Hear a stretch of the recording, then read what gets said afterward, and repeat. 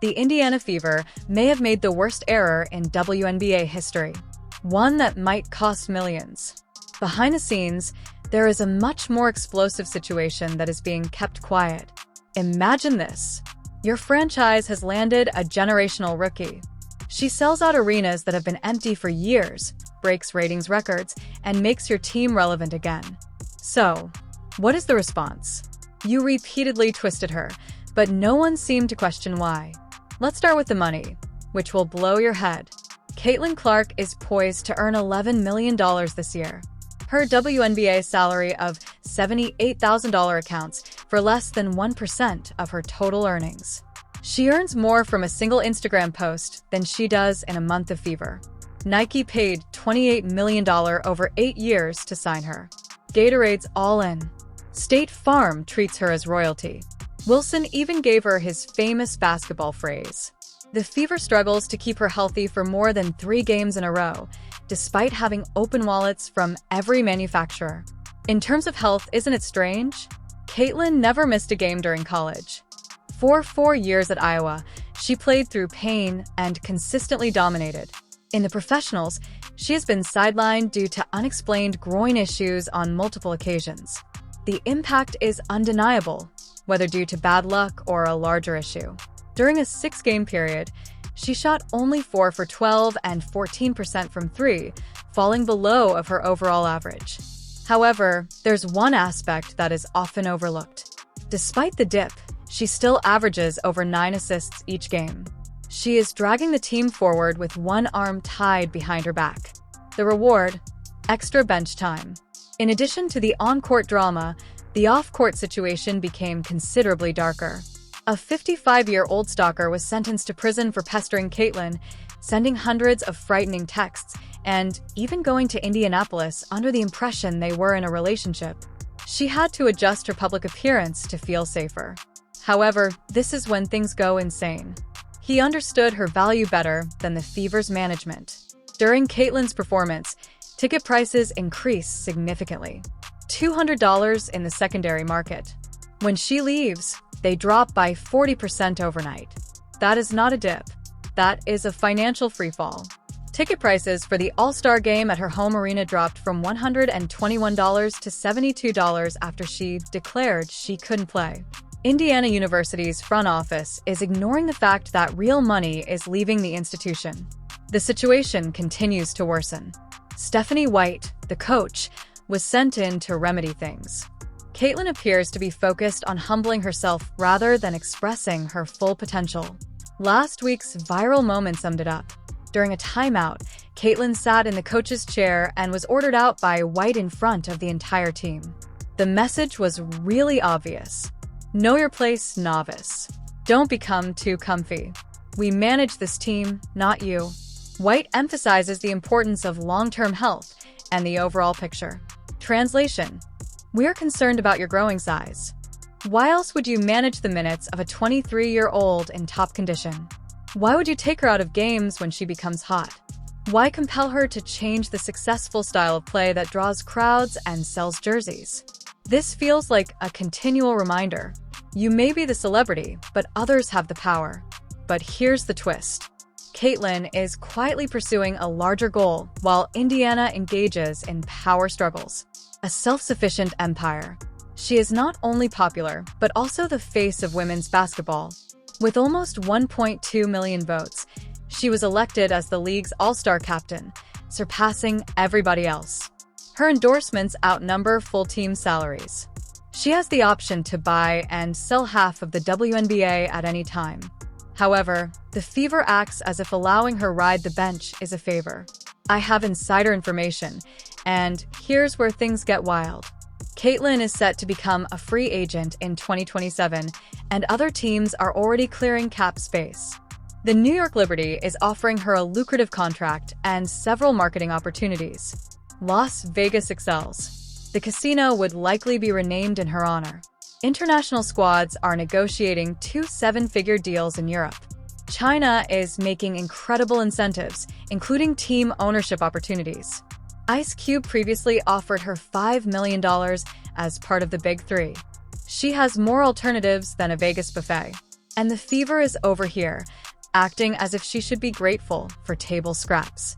A common joke within the league. Indiana transitioned from economy airlines that require water fees to luxury planes overnight. All because of a single player. Instead of protecting her, they engage in power struggles reminiscent of reality television. Imagine winning the lotto and then whining about taxes. Want to know how awful things have gotten? Players who go 2 for 14 are commended for maintaining their confidence, while Caitlin receives criticism for taking one disputed 3. Veterans who couldn't hit the water from the beach now have a permanent green light. Despite being the best shooter in club history, he is advised to remain patient. Referees are shaking their heads at the blatant double standard. Here's a stat that should make every fan angry. WNBA players receive only 9% of league earnings. Compare that to NBA players, who receive 50%. Caitlin increases item sales by 500% and attendance by 40%. What is the response? They're doing everything to push her away. The funniest aspect is that Fever management believes they have power in this situation. They believe Caitlin prioritizes others' needs over her own. Those who believe she needs them more than they need her are mistaken. Caitlin Clark is only 23 years old and has a net worth of around $5 million. Her endorsements will safeguard her career even after she retires from sports. She has a devoted fan base who would follow her to Antarctica if she established a Penguin basketball league. Here's a shocking statistic for all executives in Indianapolis. When asked if they would continue to support the Fever if Caitlin departed, 86% replied no. That is not just loyalty. That is obsession. That is not a fan base. This is a roaming army. These individuals did not purchase Fever jerseys for the name on the front. They purchased these for the name on the back. Consider the playoffs in Connecticut to understand the level of pressure she is under. Jonah Carrington claimed to have inadvertently hit Caitlin in the eye. When asked about it, Carrington became defensive, and the Suns' leadership attempted to frighten the media into abandoning the story. Caitlin has intense envy every night. Unfortunately, her squad does not support her. The data is unambiguously accurate. Caitlin's presence on the court attracts millions of viewers to games. Without her, they struggle to achieve 200,000. ESPN's WNBA coverage revolves around her, and her absence from the court results in a 70% drop in social media engagement. She serves as the league's marketing department in addition to being a player. Without her, the buzz stops immediately. The Fever is becoming more severe. Caitlin's close friends report that she is already considering leaving Indianapolis. The team's injuries, coaching mistakes, and lack of management support are all contributing to their struggles. In college, she was an Iron Woman who never missed a game. However, she has now become the league's most frail superstar. Everyone is beginning to question the situation. Surprisingly, a Fever could resolve the issue tomorrow. Fire anyone who doesn't comprehend the situation. Bring in coaches who will allow Caitlin be herself. Build a team around her, rather than forcing her to use an antiquated system.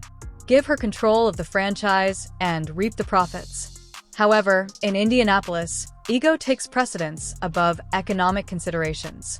Numbers tell the narrative. Cities that attract generations of brilliance can either create dynasties or become cautionary tales. Currently, the Fever are heading towards the second path. They're about to be the squad that had Caitlin Clark but lost her. The franchise that failed to retain the most prominent female basketball player in history.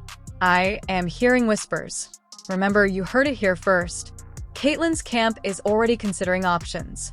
They are laying the groundwork, testing international waters, and creating relationships to ensure a positive landing point for her in the future, not just tomorrow or next season. The irony is almost poetry. For years, the Indiana Fever played in front of empty seats, yearning for attention. Then, unexpectedly, Caitlin Clark falls into their lap. A gift from the basketball gods. A once-in-a-generation talent had the potential to transform everything.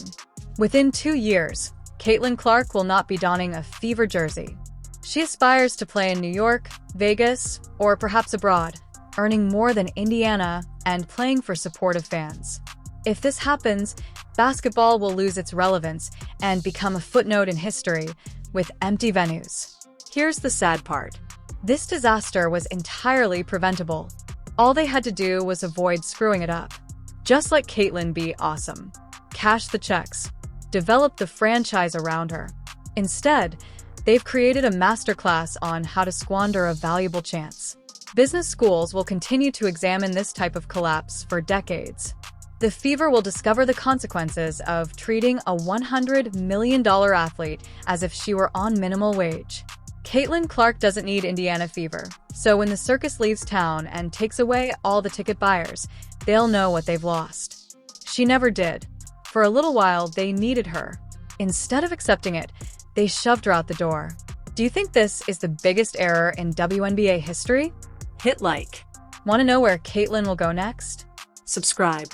The narrative is just getting started. Leave a comment. Where should Caitlyn go once she escapes Indianapolis?